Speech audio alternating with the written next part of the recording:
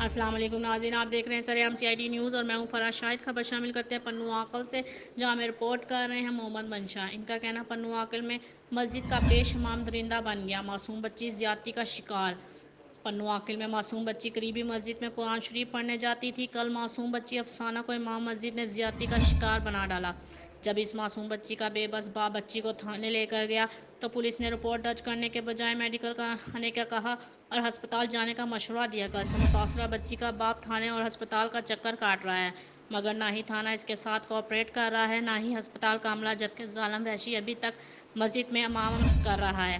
متاثرہ بچی افسانہ کے والد نے چیف جسٹس پاکستان، صدر پاکستان، وزیر اعظم اسلامی جمہوریہ پاکستان، وزیر اعلیٰ سندھ اور IG سندھ سے اپیل کی ہے کہ خوددارا ہمیں انصاف فراہم کیا جائے اور وحشی درندے پیش امام کو گرفتار کیا جائے اور اسے سخت سے سخت سزا دی جائے۔ مزید جاننے کے لیے دیکھتے رہیے سرعام CID نیوز۔